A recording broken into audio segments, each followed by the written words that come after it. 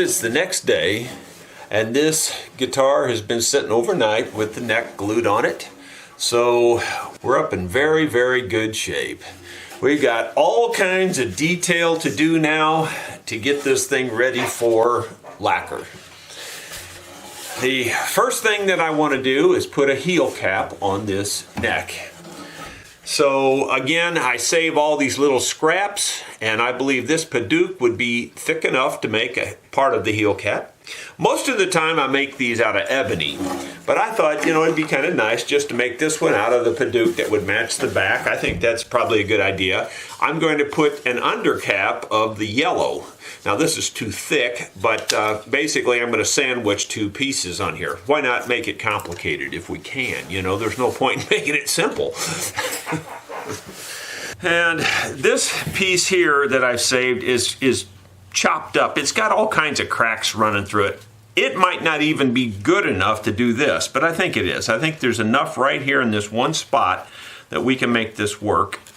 So what I'm really going to do here is just, you know, get it positioned about where I think it'll work, and then just try to draw it under there. Yeah, that worked. And I think that's in a place that's not cracked, but we won't know till we try. And then more or less the same thing with this. Now I'm going to cut these out oversized as always, but I'm just trying to get myself something there to get me close. And that'll get me close, I think.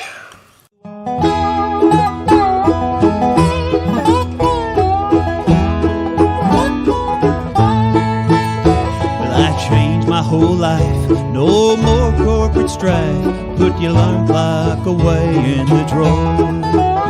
No more conference calls, and no meetings in the halls, and no business to conduct in a bar, and no self-serving boss, nor the threat of the loss of the paycheck that I've earned 8 to 5. 'Cause I'll be out on that ranch where I can reach the first branch of that corporate tree grown from on high. I don't own it, I just manage its worth. It's a small slice of heaven placed down here on earth.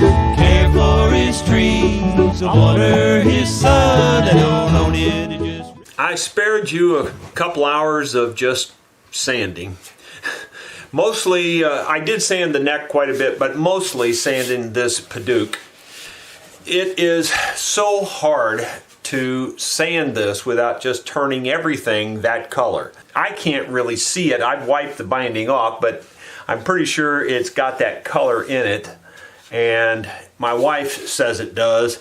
So now I have to sand all the white and try not to sand the red at all, so I don't transfer that to the white and vice versa. It's just not easy being me. That's all I can tell you. I first vacuumed the carpet itself really good. I vacuumed the whole guitar really well. And then I shook out this old towel and laid it on top of here. It shouldn't be contaminated with the red.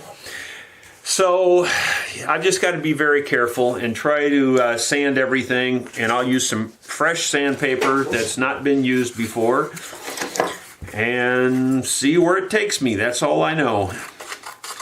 Again, I'm probably not going to show much of this. Like right here even, I can't even win here because I got the red on both sides, but I want to sand this white without doing too much to the red here. In this particular case, I may have to sand both a little bit. So we'll just start there and get rid of that problem first.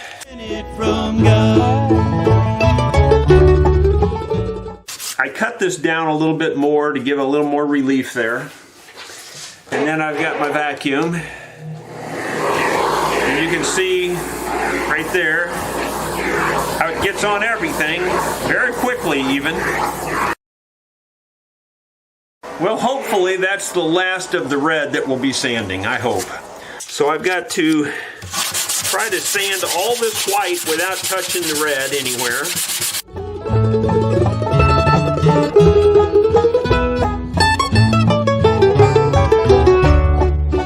case you're interested, I'm sanding with 220.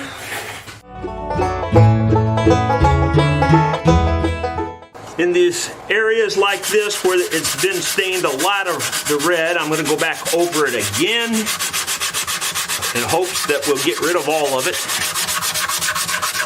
To be truthful, I seriously can't see it. I just know it's there based on what my son and my wife have told me.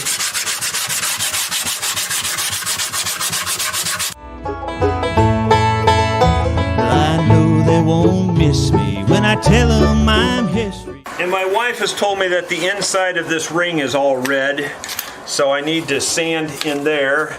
Maybe you guys can see it. I can't see it, but she says the inside of the ring is pretty much red everywhere. So there you go. There's your look at it. Now I just sand it. I seriously can't see it. That's okay, for I've got a plan. And there'll be no regret, no hard feelings, no debt. I'm not going to take up any more camera time just sanding, but that's what I'm doing. I'm just trying to sand the white clean again is really what I'm trying to do. Well, I think I've done a good job of getting the white cleaned off. It looks whiter or lighter color. That's the only way I can tell, is it lightens up after I sand it. So I'm assuming that the very top edge of this around this red is also dark. So I'm just going to take a very fine detail deal and just go around it literally like this and try to sand it without touching the red. Just have to have the wife come back down and take a look at it here in a few minutes and see if she thinks it's passable. What I think I'm going to do, because you can just touch the red and then touch the white and leave a stain. So what I think I'm going to do then is, if this is passable, I'm going to go ahead and just spray a sanding sealer over the whole thing. I had the idea of, trying to make a sanding sealer slurry with the orange wood and smear it in here, but it just will make a terrible mess. I just know it will. It'll just be like smearing dye all over the thing. So I'm just not going to do that. I'm just going to take my lumps, and as hard as it is to fill this finish with lacquer, that's what I'm going to do. I'm just going to fill it all with lacquer. And I mean to tell you, that's not an easy job. I know that already, but seriously, I don't know anything else to try. I've tried every filler on the market, and I'm not exaggerating, so you don't need to bother sending me your filler suggestions, because seriously, I've tried them all. And none of them work for me. People say, "Oh, this one works great. You put it on 3 or 4 times." I don't want to put it on 3 or 4 times. I want to do it once. If I have to put it on 3 or 4 times, I might as well just fill it with lacquer. That's the way I feel about it, and I completely am strong in that belief, and I'm not going to change that opinion. If it's going to fill the pores, then fill it. Don't make me put it on 6 times to fill the pores, Because it's actually easier for me to just spray it with the lacquer than it is to spread all that junk on there 3 or 4 times. So, sorry for the rant, but that's the way I feel about it. It's just a pain in the neck filling that grain. And Padauk is at least as hard as any other. Rosewood, I'm sure, is very difficult to fill, but this Padauk, I'll match anybody. This Padauk is hard to fill. But anyway, that's what I think I'm going to do. I'm just going to spray sanding sealer over the whole thing just to lock this in, where I don't keep transferring this orange color to the white. And then I'll finish detailing the instrument after that. We're all doing the best we can. So here is my last word. As you can see, it's burning that final bit of design into the rose for the pickguard that we're going to be making. It's kind of boring watching it, but you can see there it just goes back and forth until it finishes, and it's done that design. I think that's deep enough. I hope it's deep enough. It's really hard to tell. I'm going to try to do a little closer inspection and decide if I need to cut it again or if that's good enough without moving it. It's really difficult to say, even if you try to put a tool in there to measure it, if you bump it just slightly, then everything's off. So I don't even want to bump it, I don't want to try to measure it. I just looked at it as close as I could without touching it, and it looks pretty good. I think it's usable, so I'm just going to go with that. Now we'll send the command to go ahead and cut out the pick guard. Some may think it absurd, but I know that someday you'll find it's better to... Theoretically, it's finished. I hope it did it. So let's open up and see what we ended up with. I'm a little bit leery about taking it out of there. I think it probably cut it all the way through, but I don't know that for sure. Oh, it didn't. Oh, yes it did. Yes it did. Haha, perfect. I was leery, boy. I didn't want to move it, because if you move it, you just can't cut it again. Yeah, I think that's going to be fine. That's going to really make a nice looking pick guard once we get the inlay done here. This is not an exact science, and the depth of the rastering was not as deep as I would have hoped. So I'm a little worried that I'll lose a lot of my design if I don't get in here and scrape some of this out. So that's what I'm doing. I'm actually getting in here and making the holes a little bit deeper by hand. A little counterproductive, but I don't want to have to do the whole thing over again, and I don't want to waste this piece of wood and etc. and so forth. But I think this will be enough to make the difference, just scraping it out. It's not that big of a job, it just takes a little bit of finesse, and I'm doing it under the microscope so I can see what I'm doing. It does seem like that's going to make it 5 or 10 thousandths deeper, and every little bit helps. I definitely have learned that the different species of wood cut differently for sure under the laser cutter. Like for instance, the maple catches fire really easy, so you got to watch it. The darker the wood is, the less it cuts, and I'm assuming that's that the darkness is absorbing the light. And of course this wood's much darker than maple, so it didn't cut as deep. Even in the piece of wood itself, there'll be hard spots and soft spots. So it's very difficult to say this is what you need to set it on to make a perfect cut. But still, it's much better than doing it by hand, even though I'm doing this part by hand. I have one end of this little dental tool ground just like a chisel. The other end is round but sharp. Then to stay and to grieve instead of a paycheck, you're happy. Got the rose part cleaned out pretty well. We'll just start looking at this to see if it looks like it's going to work. Let's just do a comparison and see how thick these are. Well, they're pretty thick actually. I wish they were thinner. These are almost 60 thousandths, or 58 thousandths according to that. Well, that's kind of thick. I didn't realize they were that thick. That's part of my problem.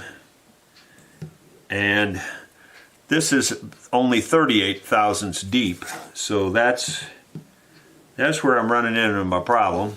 Yep, 38 thousandths deep. I think maybe what I'll do is I'll set these aside and put them in a plastic bag and save them for another inlay job. I think I'll make me a new piece that's only 38 thousandths and recut it out, because that way they'll go in almost perfectly smooth. Now it's cutting out the rose petals, individual petals.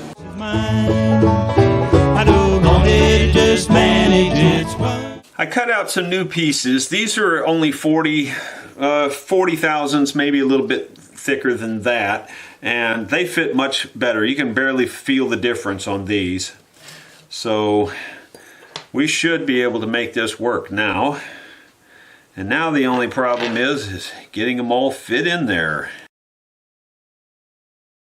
I keep a picture of the design close by because it's really difficult to tell with these pieces which way they go. Sometimes they're turned upside down, so it's really hard to know.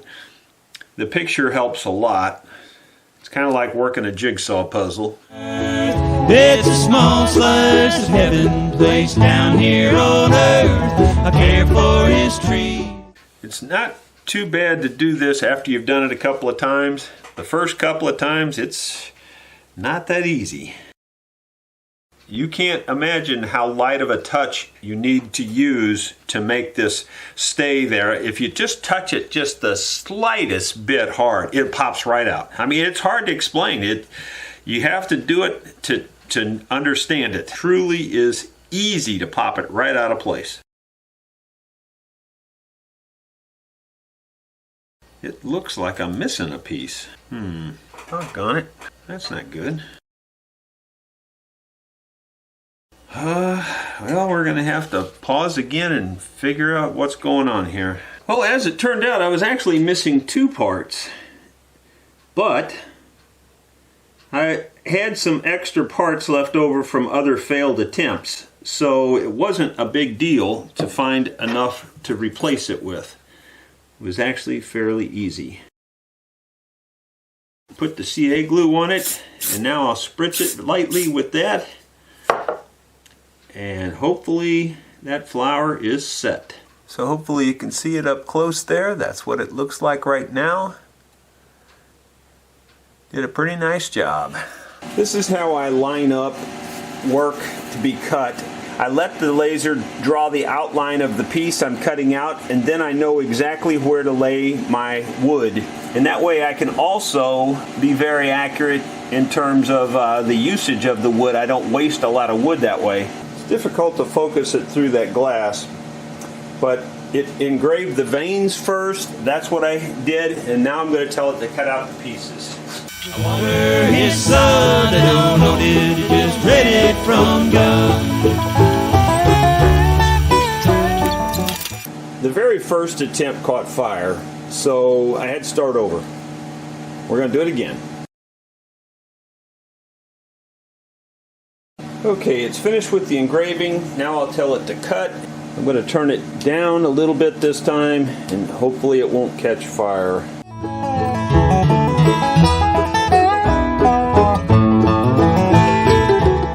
It looks like it made it that time without catching fire. Let's see how good a job we got. Well, there's what it looks like, roughed out, put together. We're going to run this through our thickness sander now to knock off the top there just a little bit. And it should bring it down to the surface of this. Well, in my totally biased opinion, it don't get no better than that. That's really nice. I just really like how that turned out. And when we get the finish over it, it's really going to pop. When you get large pieces of wood that are this flat, they tend to want to curl unless everything is equal. I'm going to be putting finish on this side, but when I do that, that's going to make the other side, it's uneven and it will want to warp and curl. So I'm going to put the two-way tape on this side and then put the finish on the other side. This stuff sticks pretty good to just about anything you touch it to.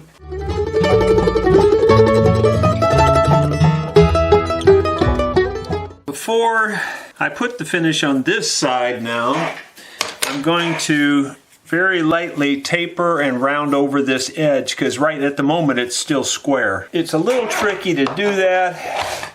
I'm not sure exactly how I'm going to do it yet, but I think I'm going to start with a file and just lightly do this. And I'll be doing it on the edge of the table though, but right now I'm just showing you what I'm doing. It's just kind of like this. And just more or less to round this edge over. You got to be delicate on these corners and things like this because they could chip off until this thing gets glued down.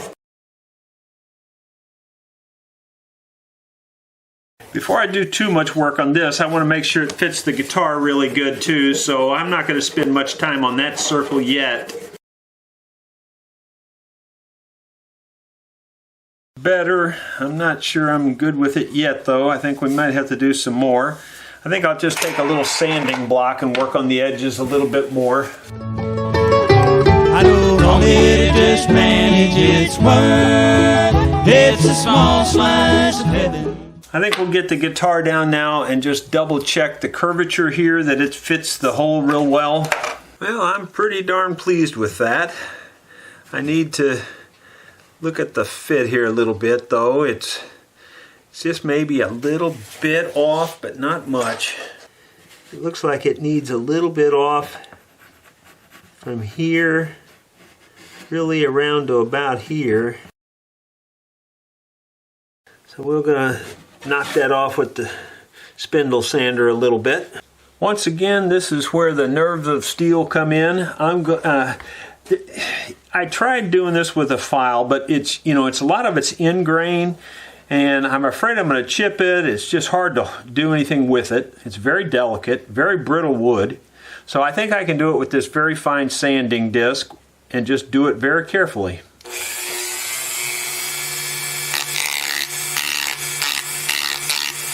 Down here on earth, care for his trees, I water his sun, and don't own it, I just rent it. I'll just take the sandpaper and try to clean that up a little bit more yet by hand. Again, you got to be very delicate with this. Don't press too hard. In fact, you have to be careful sanding on this carpet, because if you press too hard in the middle, it'll bust. But I'm not pressing very hard. I'm just lightly sanding. That looks pretty good to me. I don't see any problems with it now. So here's one last look before we put the finish on it.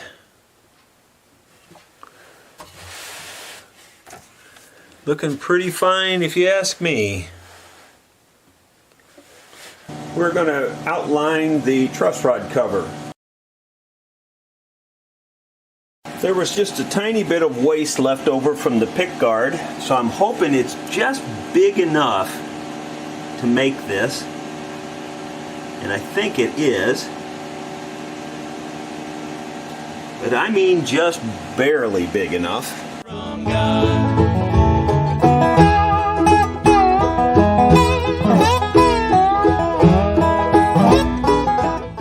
That's all she wrote. Hopefully it worked. Yep, it did. Cut it right out. Perfect. I'm always surprised. And it should have cut the holes too. Yep, it cut the holes, everything. That's just as perfect as it needs to be right there. We're going to mix up the epoxy to fill in this. This is the final version here. I was pretty pleased with the way this epoxy worked on the sample piece, so I think it'll work okay. Don't need very much of it. Little dab goes a long way. Make sure I put the right cap back on the right tube here.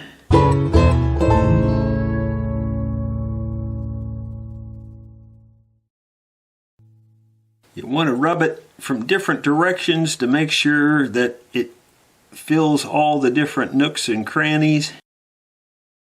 Then I'm going to leave it a little bit proud right directly over the inlay. We'll give that 30 or 40 minutes to cure up, and I think we'll be fine.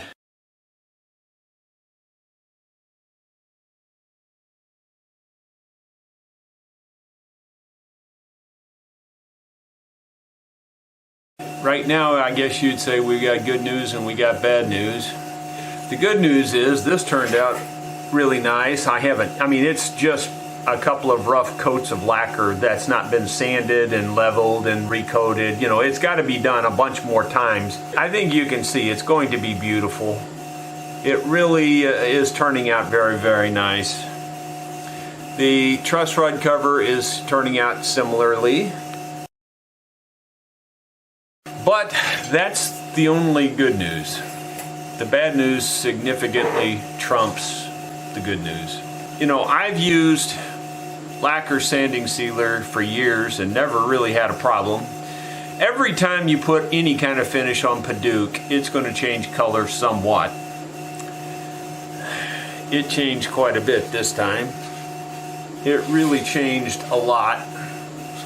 That doesn't bother me too much. I can live with the color change as long as it's fairly consistent. But here's what it did here.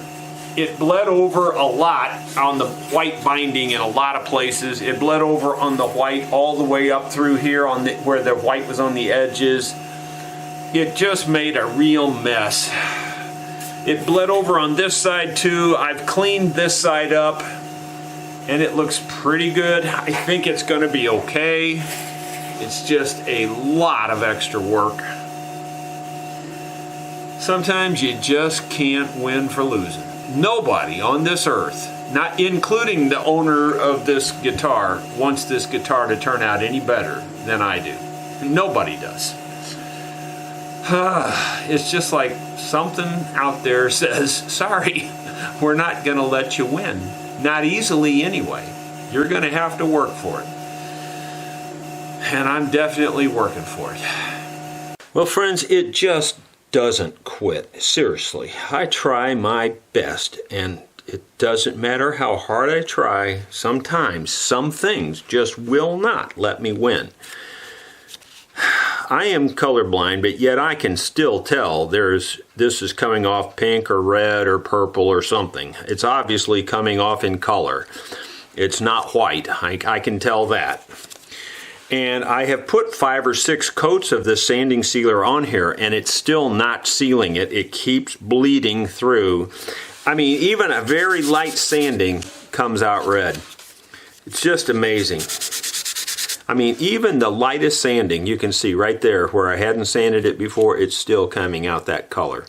It just won't let me win. It's like no matter what I do, it says, too bad, so sad. You're just going to have to go through, you know what, to fix this. Oh, it's so sad. So I'm just lightly sanding this all over, trying not to sand over the white too much.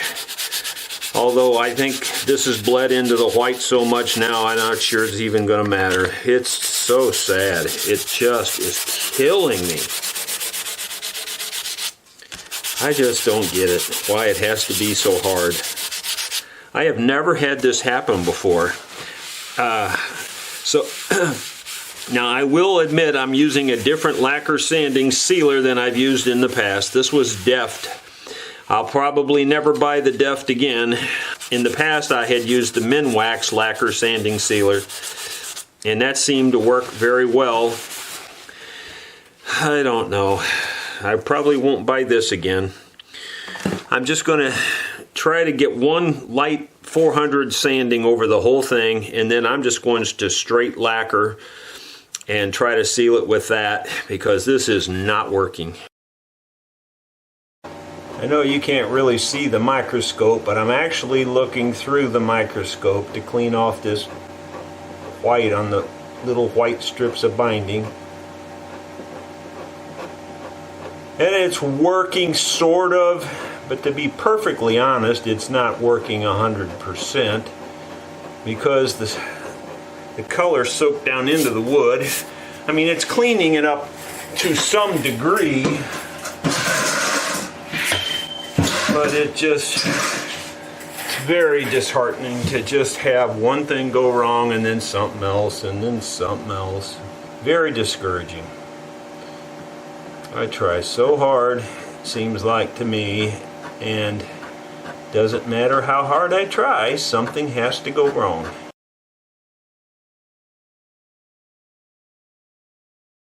Well, that's not very exciting, so I'm not going to film the rest of that, but that's what I'm doing, and it's going to take forever.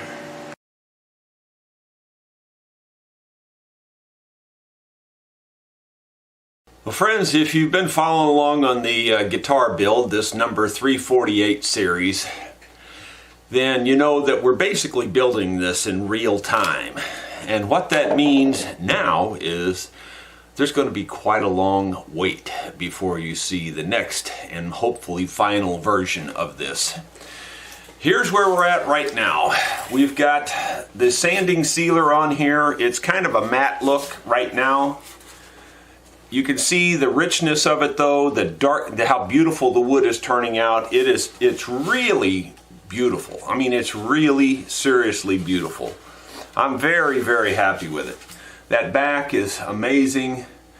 The strips I put in there I think are turning out very nice. I'm particularly proud of this. It's just, everything is perfectly tight. There's nothing there.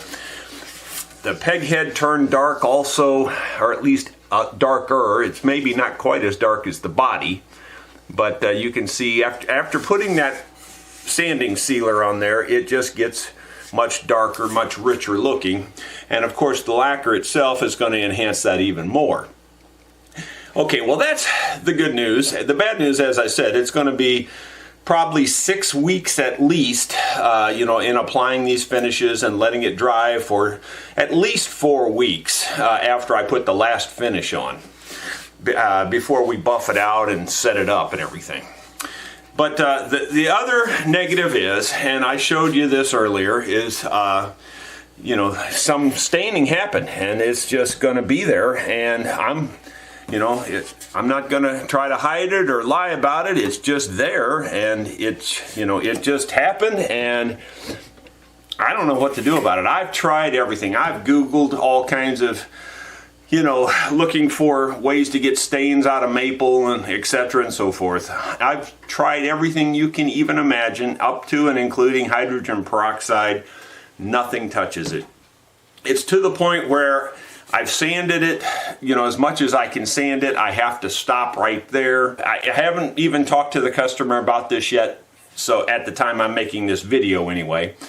But, if the customer sees that and he happens to be all upset about it and doesn't want it or wants a credit, we'll work out something with the customer. If he's not happy, I'll be more than happy to keep this guitar myself and send him his money back.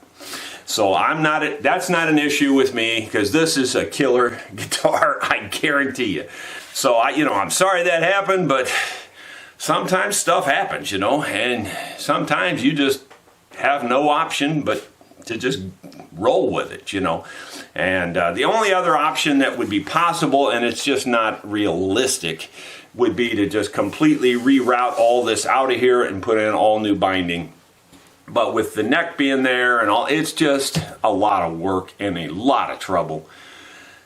And I'm just not willing to do it. I got way too many more jobs waiting on me, and I have to get onto them. And so this guitar is going to have these little stains here. Call them beauty marks if you want. Make up any kind of fun thing you want to call them. But unfortunately, they're there and they're going to stay.